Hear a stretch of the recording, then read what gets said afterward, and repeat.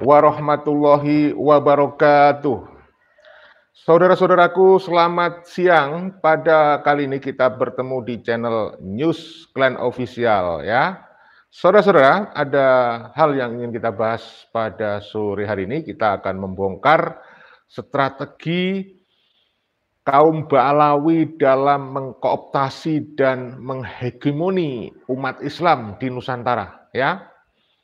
Kita akan sampaikan untuk edukasi tentunya, mudah-mudahan semakin paham bahwa orang-orang yang mengkapitalisasi nasab Rasulullah ini sangat berbahaya, karena kalau perilaku mereka jauh dari keteladanan Rasulullah, maka akan merusak nama Rasulullah dan juga merusak nama agama Islam ya. Jadi saudara-saudaraku, kita harus paham, ini perjuangan untuk kesetaraan. Jangan tiba-tiba kalian memframing kita, wah ini para kaum pembenci Habib, ini kaum iblis, kaum dajjal. Nah, ini nggak benar nih ya. Jadi saudara, ada banyak strategi yang mereka gunakan untuk mengkooptasi dan melaksanakan upaya dalam hegemoni umat Islam, itu ya, kita akan bahas itu. Tapi sebelum itu kita sampaikan dulu, semoga semuanya sehat walafiat, dimudahkan semua urusan yang baik oleh Allah Subhanahu wa taala. Semoga semuanya ditambah dan diluaskan rezekinya, diberikan umur usia yang panjang dan diberikan keselamatan baik di dunia dan di akhirat. Selalu kita ingatkan bahwa untuk selama di dunia dibutuhkan ilmu ya. Selama di akhirat dibutuhkan ilmu, tidak sedikit pun dibutuhkan nasab dari oknum-oknum Habib Ba'alawi yang hanya mengaku-ngaku sebagai keturunan Rasulullah tetapi tidak terbukti. Klaim sepihak, pengakuan sepihak dari mereka tidak terbukti. Jadi sekarang sudah diketahui bahwa mereka kabib-kabib palsu. Mengaku kabib, ngaku cucu Nabi, cucu Rasulullah ya, keturunan Rasulullah ternyata nggak terbukti. Oleh karena itu kita tidak usah ragu-ragu lagi untuk menyampaikan kepada masyarakat supaya tidak banyak orang yang menjadi korban ya, menjadi korban dalam tanda petik penipuan kebohongan dari mereka itu. Oknum-oknum Ba'alawi yang kian menjadi-jadi, nggak tahu diri. Ya saudara, jadi kita tahu yang kelihatan sekali, saya akan bahas secara umum dulu ya, bahwa mereka pertama tentu mengaku sebagai keturunan Rasulullah, mengaku sebagai juara Nabi. Karena mereka sadar betul bahwa bangsa Indonesia itu mayoritas umat Islam. Dan jauh sebelum kedatangan mereka, itu umat Islam sudah banyak di Nusantara, jadi diislamisasi oleh para wali songo. Barulah mereka dari Ba'alawi datang di akhir abad 18, awal 19 itu ya. Mereka mengaku sebagai keturunan Rasulullah. Kenapa? Ya karena mereka tahu bahwa bangsa kita adalah sangat spiritualis, sangat ramah ya, sangat baik hati ya. Saking baik hatinya, saking kelewatan baik hati, akhirnya ada para pendatang datang ke Nusantara ini, wah memanfaatkan keramahan, kebaikan hati kita. Sebagaimana disampaikan oleh Pak Prabowo itu dalam salah satu ceramahnya beliau itu, kalau kita itu kedatangan tamu, wah hebat sekali bangsa kita itu, selalu menghormati, nggak berani menanyakan identitasnya gitu, jarang sekali ada yang berani. Ya, kebanyakan mereka karena keramahan itu terima dengan baik ya. Termasuk ketika awal mula datangnya Ba'alawi itu ya diterima dengan baik, padahal mereka mengaku sebagai keturunan Rasulullah ya, karena kita waktu itu husnuzon. Karena kita orang yang sangat baik. Ya, oleh karena itu yang membuat para Ba'alawi itu kerasan, karena orang Indonesia baik itu, sangat baik, ramah, itu sudah sangat terkenal. Jadi kita sebagai bangsa timur ya, orang timur jauh, itu disebut oleh Jepang timur jauh, karena kita sangat ramah, ya, baik, ya, spiritual, sopan, santun, itu udah menjadi branding kita itu, merek gitu. Jadi kalau bicara orang timur, bangsa timur itu pasti ramah. Nah inilah kemudian dimanfaatkan oleh para pendatang, termasuk Ba'alawi. Mereka kemudian di Nusantara mencari kehidupan dengan mengaku sebagai keturunan Rasulullah, ya. Jadi dengan modal sebagai keturunan Nabi, ya, dengan modal sebagai keturunan Rasulullah, dia akan mendekati para kiai-kiai. Orang yang dianggap paling tahu agama justru dia dianggap sebagai makanan empuk. Orang-orang kiai-kiai kampung yang baik hati itu didatangi oleh mereka. Balawi ngaku saya ini keturunan Rasulullah, kamu harus sopan, kamu harus menghormati. Kalau nggak menghormati, kamu nanti dilaknat. Nah, itu strategi mereka dalam mengkooptasi, ya, dalam menghegemoni, ya, umat Islam. Habis itu kan mereka kemudian bisa meminta segala sumber daya orang-orang pribumi. Ya, pada waktu itu diminta deh. Apa aja diminta, pokoknya apa yang diminta Habib dari oknum-oknum ini, dari oknum-oknum Ba'alawi ini harus dikasih, nggak dikasih dosa, waduh, nggak dikasih kamu akan masuk neraka, waduh.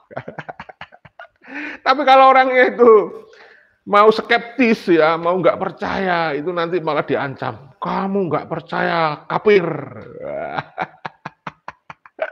Itulah yang menjadi senjata mereka itu. Pokoknya senjata mereka itu ngafirkan, ya, melaknat gitu kalau tidak percaya gitu. Lalu nanti kalau bagi yang percaya nih, kasih janji, kasih iming-iming surga. Nanti kalau kamu percaya, cinta kepada Habib Dobolowi ini, kamu nanti masuk surga. Wah, dijamin surga gitu. Ya, saudara, pada sore hari ini saya ingin menyampaikan sebuah tulisan sebenarnya, ya. Jadi saya ada narasumbernya ini, ada rujukannya. Narasumbernya ini dari tulisannya. Narasumbernya ini Gus Fakih Wirahadiningrat di dalam tulisan beliau yang ditulis di website kibadindo.com, ya. Judul tulisannya ini adalah membongkar strategi Habib Ba'alawi Yaman, ya, dalam kooptasi dan hegemoni umat Islam di Indonesia, di Nusantara. Ya, jadi itu judulnya. Tapi saya tidak membaca semuanya, ya. Nanti kalau yang pengen membaca tulisannya semuanya, silakan kamu ketik saja di pencarian Google, itu nanti pasti muncul. Sama seperti saya tadi mengetik di pencarian Google. Judulnya begini, ketik saja begini, ya. Membongkar strategi Habib Ba'alawi Yaman dalam kooptasi dan hegemoni umat Islam di Nusantara. Jadi setelah saya baca, inti tulisan ini adalah dia dari Gus Fakih Wirahadiningrat. Strategi mereka itu bisa disimpulkan dalam dua kata. Apa itu? Klaim sepihak. Nah, ini gaya mereka. Jadi kata kuncinya di situ. Jadi mereka itu membuat strategi dalam menguasai, ya, di Nusantara. Istilah kerennya itu, ya, kooptasi hegemoni gitulah, ya. Itu istilah yang kerennya. Ya, intinya ingin menguasai gitu loh, ya. Itu disimpulkan hanya dua kata itu dengan cara klaim sepihak. Udah, itu. Apa saja yang diklaim? Banyak. Yang paling populer ya mengklaim dirinya sebagai keturunan Rasulullah, ya, itu klaim sepihak mereka.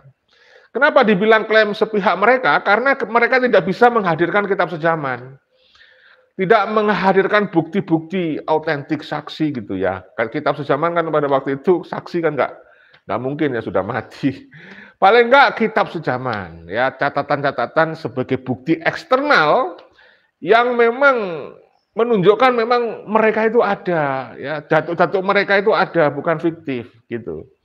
Nah, ya, jadi karena mereka itu tidak bisa menghadirkan kitab sejaman, apa kemudian mereka mengklaim nasab nggak butuhkan kitab sejaman gitu. Jadi itu klaim-klaim mereka itu. Nasab tidak membutuhkan kitab sejaman, itu klaim, ya. Padahal itu penting untuk memverifikasi sebuah nasab, ya. Kenapa? Karena dia mengklaim secara sepihak. Kalau nggak ada bukti, ya siapa saja bisa mengklaim kan, mengaku-mengaku gitu. Makanya Dr. Menachem Ali itu sampai menjelaskan bahwa Rasulullah saja yang usianya jauh lebih tua dari Ubaidillah, leluhurnya si Ba'lawi itu Rasulullah punya ada bukti-bukti kitab sejaman, ya, bahkan ditulis oleh para musuh-musuh Rasulullah. Ini untuk membuktikan bahwa Rasulullah itu betul-betul tokoh historis, bukan tokoh fiktifnya itu ya. Jadi mengklaim sebagai keturunan Rasulullah, tapi tidak bisa membuktikan. Nah sekarang kalau mereka nggak bisa menunjukkan kitab sejaman dengan perkembangan teknologi yang begitu canggih, Anda para Ba'lawi harus bisa menunjukkan yang namanya tes DNA, hasil tes DNA-nya apa. Tanpa tes DNA kita nggak bisa percaya. Ini harus kita sampaikan berulang-ulang. Siapapun yang mengaku-ngaku sebagai keturunan Rasulullah harus bisa menunjukkan tes DNA-nya apa, hasilnya apa. Ini kita merujuk apa yang disampaikan oleh si Rizik Syihab. Ya, Rizik Syihab itu yang sekarang sudah sombong lagi setelah dinyatakan bebas murni. Ya, jadi kita harus minta mereka, siapapun termasuk Ba'lawi ini yang mengaku cucu Nabi itu harus tes DNA seperti keturunan Wali Songo tuh ya. Sudah tes DNA, sudah diumumkan. Dan sekarang tinggal Ba'lawi nih, berani nggak mengumumkan hasil tes DNA-nya secara resmi ya ditandatangani oleh Robitoh Alawiyah. Paling tidak ya si Taufik Assegaf itu ya, itu yang kita harap. Tes DNA. Karena sudah kita sering sampaikan, kalau bukti sebagai keturunan Rasulullah adalah kitab nasab dari Robito Alawiyah, itu sudah tidak berlaku. Itu udah gak kita percaya gitu. Bahkan kita menuntut ya berdasarkan rasisme dari Robito Alawiyah, doktrin-doktrin mereka kita menuntut Laskar Aliansi Laskar Bani Wali Songo meminta agar Robito Alawiyah dibubarkan. Ya, jadi gitu ya. Oke. Saya akan bacakan inti dari tulisan yang ditulis oleh dia, KRT Fakih Wiradiningrat ya. Langsung kepada poin yang berjudul apa nih? Klaim sepihak dari Ba'lawi. Ya, kalau tulisannya banyak nih, jadi saya ambil intinya saja yang saya anggap sesuai dengan tema kali ini. Jadi, klaim sesat dan menyesatkan dari Ba'lawi itu apa saja? Nah, kalau Anda tahu, silakan ditulis di kolom komentar ya. Nah, oke. Yang pertama, mengklaim sebagai keturunan Nabi, tadi sudah saya jelaskan. Ternyata mereka mengaku sebagai keturunan Nabi, itu hanyalah pengakuan sepihak, klaim sepihak tanpa bukti, tanpa data-data dan fakta. Sehingga patut kita tolak klaim dari mereka itu, pembohong mereka itu. Jadi yang siapa pembohong diawali dari leluhur mereka. Leluhur mereka yang mengaku-ngaku sebagai keturunan Rasulullah, ya. Nah, iya kan? Tanpa bukti, bahkan tanpa pengakuan dari nakobah pencatat keluarga Nabi. Jadi tidak ada nakobah pencatat Nabi, keturunan Rasulullah maksud saya, tidak ada nakobah pencatat keturunan Rasulullah, ya, tidak ada yang mengakui Ba'lawi ya, tidak ada yang mengakui Ba'lawi sebagai keturunan Rasulullah. Ini jelas. Ya. Tanpa bukti pengakuan dari nakobah pencatat nasab keluarga Nabi. Tidak memiliki, mereka tidak memiliki. Dari mana dia punya? Dari mana? Hanya dari Robito Alawiyah yang ada di Indonesia. Lalu dia klaim, wah itu ada ini dari pencatat dari internasional. Itu Robito Alawiyah cabang luar negeri.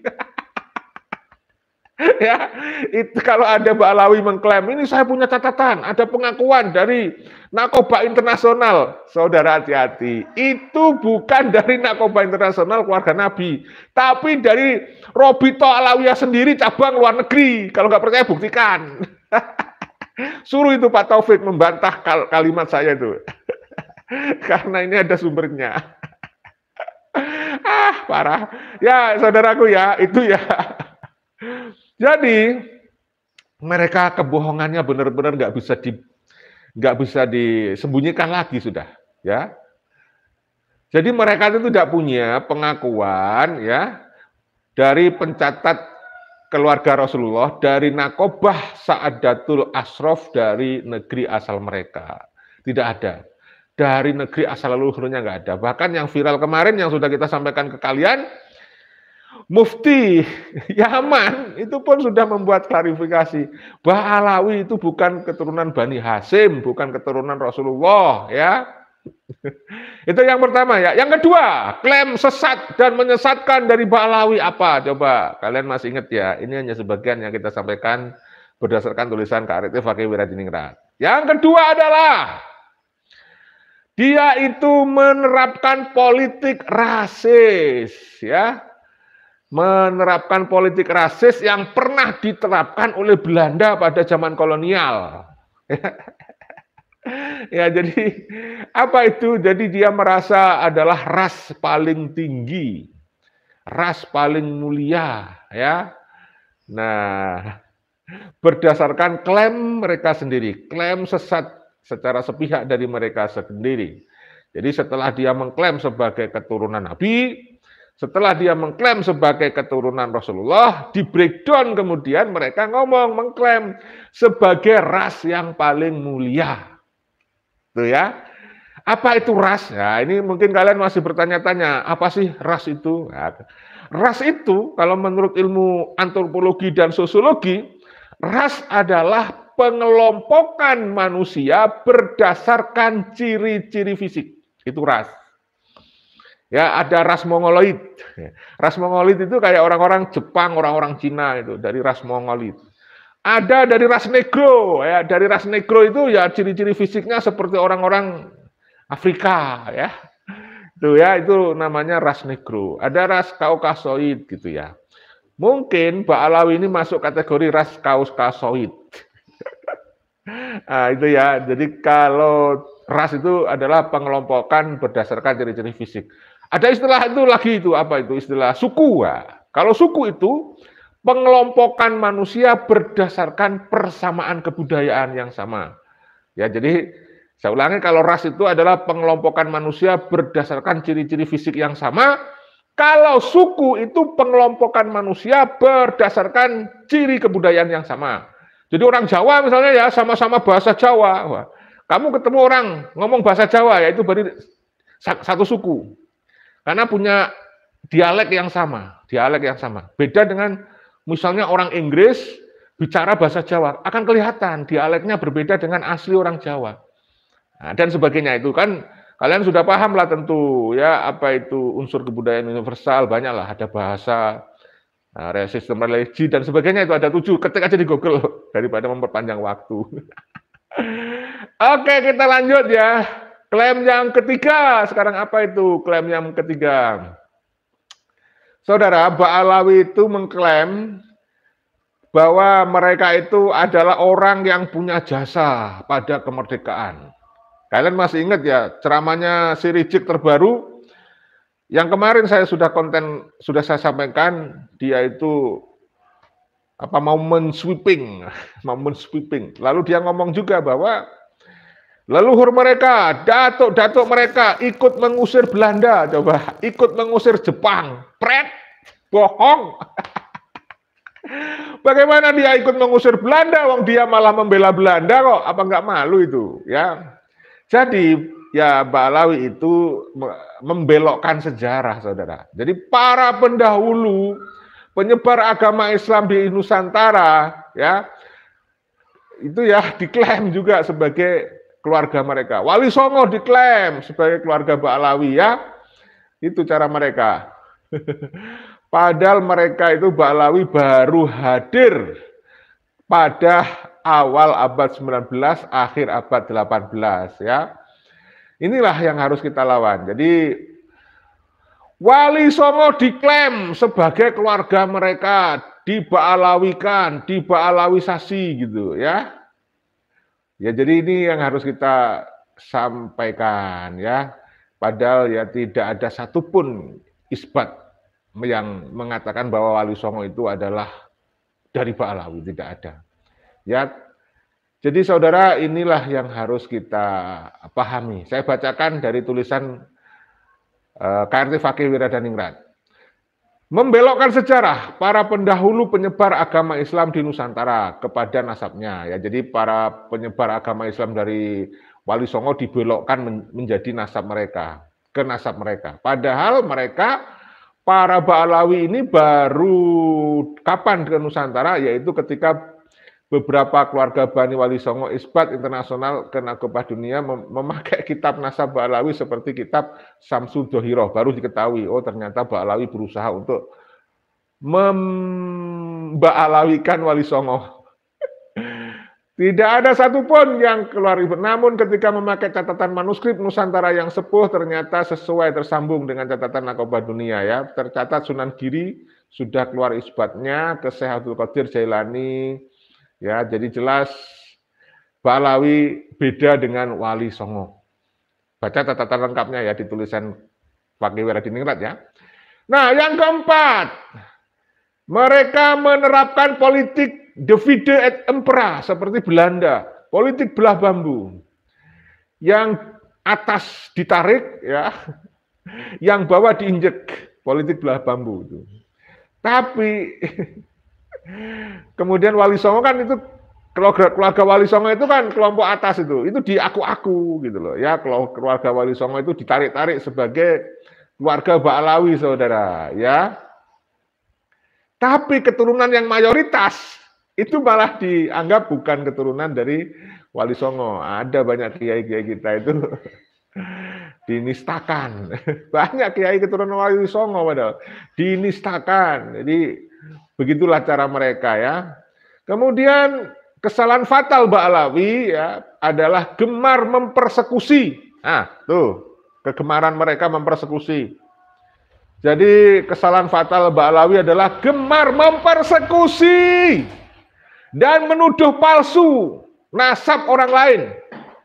Ya, bahkan dengan mudahnya menuduh ya orang-orang pribumi itu ya buruk lah, nggak usah saya sebut buruk-buruknya, astagfirullah ya. Jadi yang Ba'alawi itu yang sebenarnya terkutuk ya. Jadi kalau ada orang-orang pribumi mengaku sebagai keturunan Nabi, malah dibilang oleh Rizik Syihab itu Yahudi pesek, ngaku-ngaku keturunan Nabi, begal nasab, rampok nasab gitu. Itu Rizik Syihab. Itu namanya kan mengintimidasi, mempersekusi ya. Bahkan ada yang mempersekusi secara fisik. Jadi ada secara mental, verbal, ada yang fisik. Ya. Jadi itulah yang harus kita sampaikan ya. Kemudian mudah-mudahan ya mereka itu sadar. Mereka itu gampang sekali mengklaim datuk-datuknya itu sebagai wali Allah. Waduh. Dengan gegabah membandingkan dengan wali-wali lainnya. Ya, jadi kayak contohnya Fakih Mukodam, diklaim itu. Bisa mi'raj sampai 70 kali gitu. Banyak ya. Model-model begitulah Ba'alawi ini ya. Kemudian mengklaim organisasi Islam NU itu dianggap didirikan oleh Ba'alawi. Itulah strategi mereka mengkooptasi, membangun hegemoni di bawah kekuasaan mereka yang mengaku sebagai keturunan Rasulullah. Parah pokoknya ya. Kemudian mengklaim kemerdekaan, lambang negara, bendera merah putih, dan banyak hal tentang kemerdekaan Indonesia. Itu atas restu Habib, atas inisiatif Habib, atas jasanya Habib. Sungguh keterlaluan klaim-klaim mereka tersebut. Ya, jadi hanya klaim ini hanya sebagian kecil klaim-klaim yang mereka lakukan, pengakuan-pengakuan sepihak yang mereka lakukan ya digunakan sebagai strategi untuk mengkooptasi ya dan membangun hegemoni menguasai umat Islam Nusantara. Nah, ini kurang ajar kan? Begitulah saudaraku. Ya, jadi itu strategi mereka untuk mengkooptasi dalam menghegemoni umat Islam Indonesia ya. Maka kita harus hati-hati ya. Jadi jangan gampang percaya dengan klaim-klaim mereka itu, ternyata itu adalah strategi untuk menguasai umat Islam. Jelas ya? Oke, sudah saatnya saya baca-baca komentar dari kalian semua saudara-saudaraku ya. Saya baca dulu ya. Ini ada, ini kayaknya Mukibin. Mukibin banyak yang hadir ya. Lucu ya, lucunya gini. Ketika saya pakai topi nasional yang dipakai oleh Pak Presiden, wah, disebut saya Pak Kiai. Kiai dari mana? Yang kedua, ini lucu, ketika saya pakai belangkon kayak gini, disebut Pak Dukun, Mbah Dukun. Wes terserah ente aja, saya nggak penting Anda menyebut saya apa, ya. Jangankan sebutan ya, mau Anda sebut saya dukun, mau Anda sebut saya kiai, nggak penting. Wong Anda sebut Habib saya nggak penting kok, saya nggak mau kok. Kamu kirain nggak ada yang nyebut saya Habib? Banyak teman-teman saya ya. Dulu awal-awal itu saya disebut Habib. Karena hidung saya mancung, ngalahkan Habib-Habib. Loh, nggak percaya, lihat tuh, hidung saya mancung itu, ngalahkan Habib-Habib tuh ya. Lalu kalau menurut teorinya itu, teori apa itu ya? Teori yang viral itu ya, jari tangan tuh, jari tangan saya tuh, lihat tuh ya. Ini jari manis saya lebih panjang dari jari telunjuk. Ah, itu lihat ya, tahu ya, jelas ya tuh di kamera deketin tuh, jelas ya.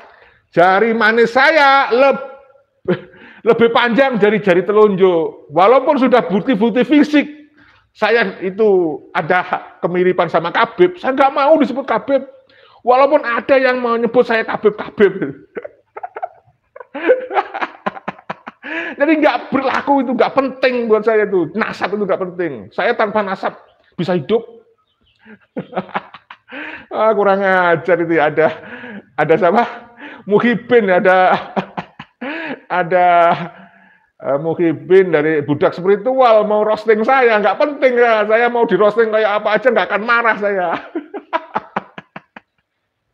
Saya ketawain aja karena senyumin aja ya, anggap hiburan. Oke, saya baca yang panjang dulu, tulisan panjang terbaru ya. Dari Muhammad Abdullah, terima kasih Muhammad Abdullah sudah hadir menemani kita. Ya, ngaku Islam tapi panjang ini. Kok banyak yang komen hari ini ya. Panjang-panjang lagi. Ngaku Islam tapi penganut darah Yahudi. Ya. Cie, ngaku Islam tapi pengikut bukan apa nih? Pengikut apa ini? Bukan cucu Rasul. Cie, ngaku Islam tapi pengikut nasab tertolak mufti dunia. Cie gitu. Mantap. Kemudian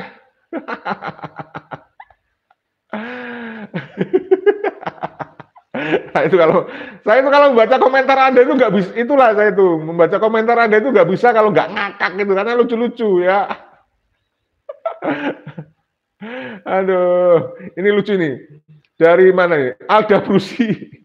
Pesekkan batang hidung Habib, caranya pakai sekop. Ya, itu kan ada itu seorang Kabib lah aja, nggak usah panggil Habib, nggak cocok. Habib itu untuk sebutan Rasulullah saja yang kita muliakan. Ya, ada itu Kabib itu dari Balawi itu kan apa ceramahnya itu kan membanding-bandingkan ya, ini kayak apa itu celengan Semar itu kan, masih ingat ya? Ada itu kan, coba Anda lihat itu. Itu kurang ajar banget itu, rasis banget itu, menghina-hina kita hidung pesek.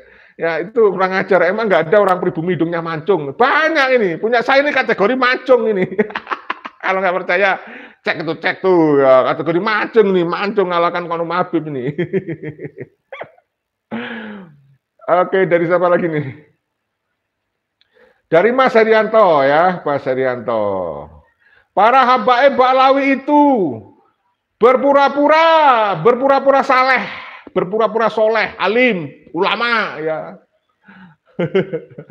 Takwa gitu ya. Bahkan acara-acara sholawat banyak yang kedok untuk menghegemoni ya tujuan politik ya Ba'lawi, menguasai Indonesia. Benar saudara, mereka kan cari masa itu kan upaya untuk rebranding dirinya itu ya sebagai dianggap alim gitu ya.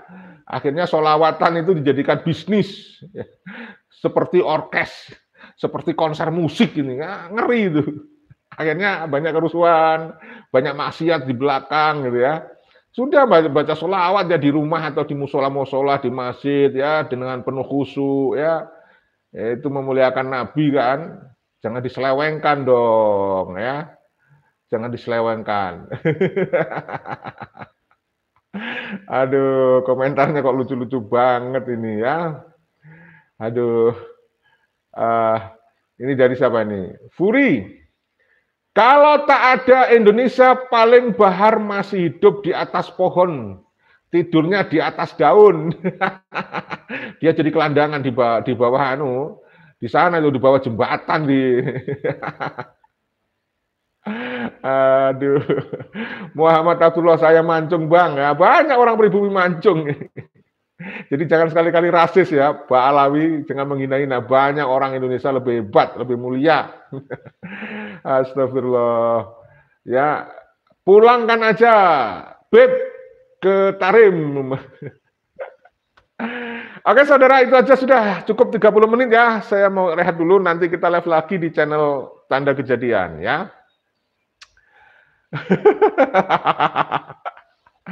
Itu ada Mukibin, budak spiritual itu, penasaran sama saya itu. Tanya itu, orang mana sih? Lihat nih, ini penampilan nih. Loh, nih, ya, nih ada Indonesia nih.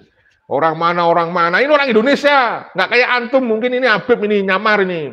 Antum itu sebenarnya orang Yaman sana. Datang ke Nusantara ini jadi tamu. Kita orang baik, kita muliakan antum. Nih ada di naga nih, ada Blangkon nih, mau tanya dari mana? Nah. Ya, jadi jangan sampai kita primordial. Kita orang Indonesia. Paham? Terima kasih Gatot Oppo. Udah dijawab tuh oleh Gatot Oppo. Kita orang Indonesia.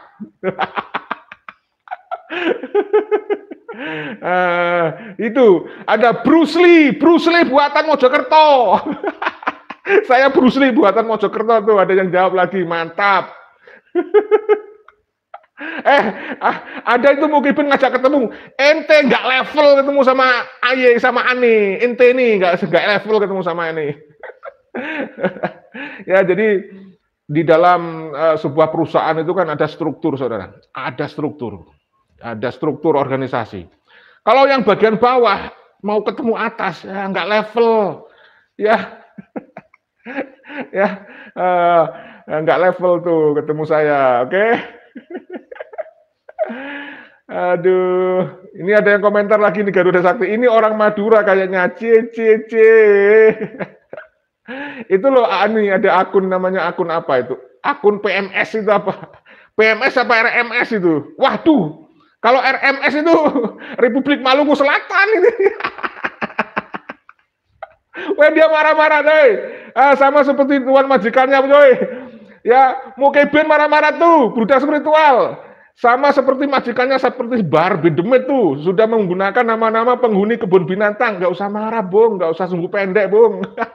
Ente nih. Level ente itu nggak layak ketemu sama Ani. Anda mas nggak layak tuh, Mukibin, budak spiritual. Ya, Anda ya di budak spiritual itu hanya digunakan seperti reject itu jadi bumper terdepan. Kayak korban KM50 itu ya. Korban KM50 itu Anda nanti jadi korban kalau bela-bela dari Kabib ini terdepan nanti kalau ada sesuatu ngek duluan. Ya, nggak usah marah-marah. Kita senyum-senyum, kita ketawa-ketawa kok kamu marah-marah sih. Ya udah itu aja ya.